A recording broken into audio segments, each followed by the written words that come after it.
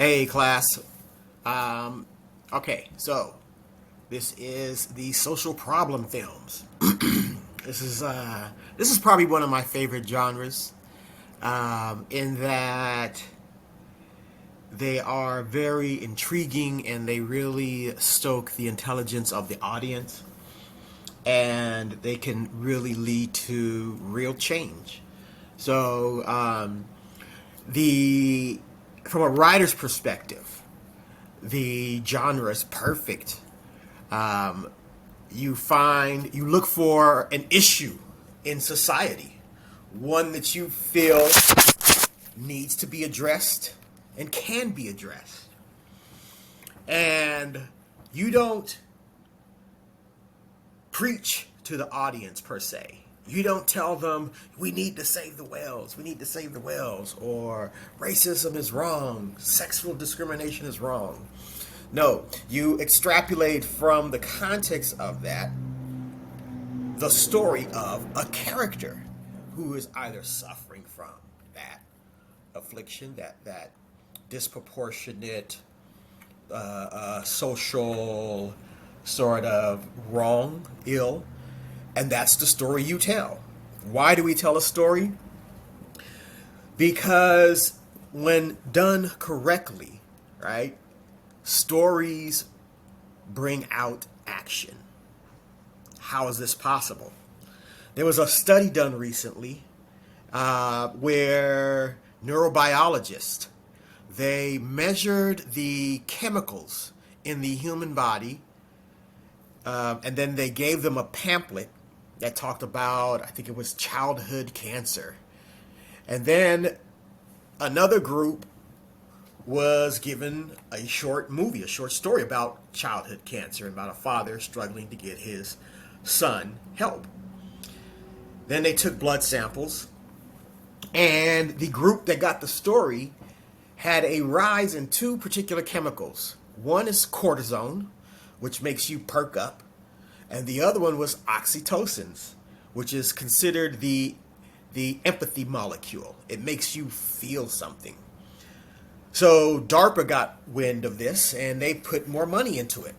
This time, the applicants, the study, the test, the participants were paid, and they were hooked up to a needle in real time, where it was testing their blood for chemicals in real time. So they got an IV in their arm, okay, and then the same thing, they get the pamphlet, and then one gets the story, and then afterwards, they give them their check, and then they tell them, hey, here's a charity organization that benefits those that you just saw in the movie, or if you got the pamphlet, the ones that just, that you read about in the pamphlet.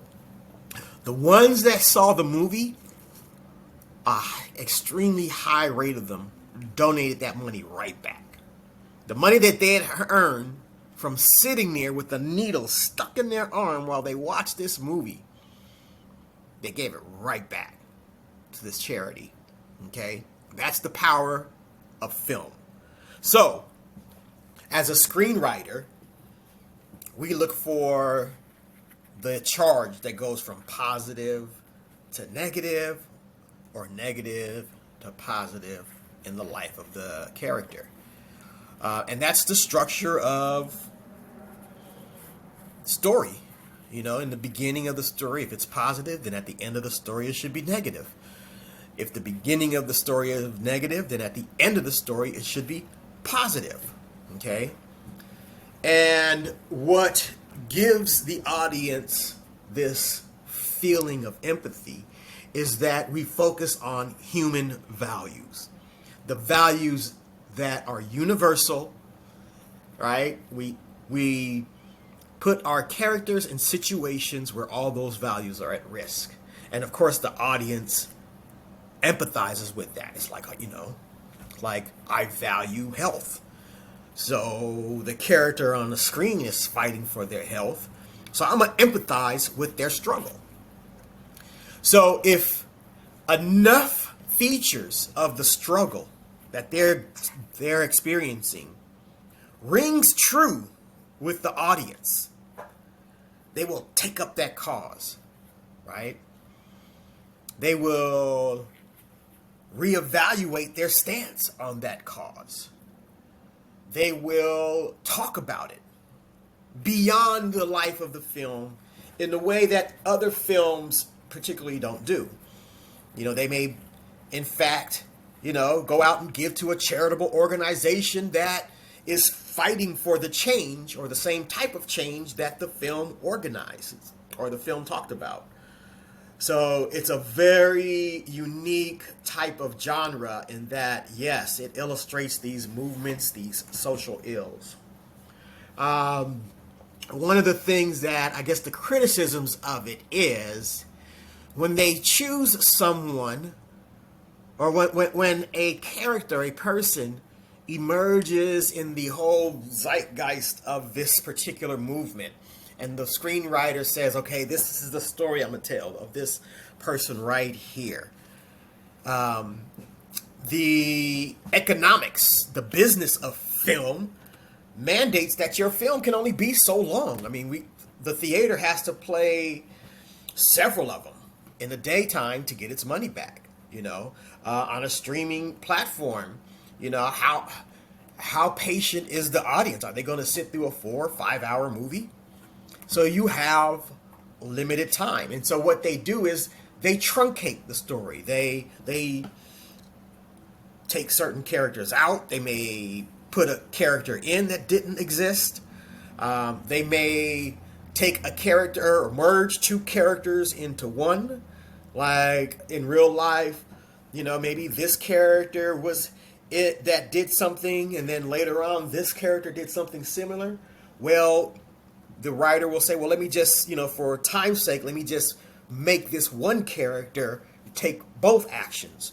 And historically, it will not be accurate, but they do it for the sake of, one, for the sake of time, and two, so that it fits into the structure of a screenplay. Because a screenplay has a defined structure that the story has to fit in, right? And life doesn't always happen. Matter of fact, it does not happen in that structure, right? We have to write it. And when in the process of writing, you're selecting those moments that illustrate that story best to the audience. So yes, a lot of details get left out. Characters are changed. The writer, the director has to take creative license in a sense. And that's probably one of the huge criticisms of this genre. It's very powerful. It's very moving, and it really, again, it begs the intelligence of the audience. And as you can see from the film choices, it doesn't matter the age, It doesn't.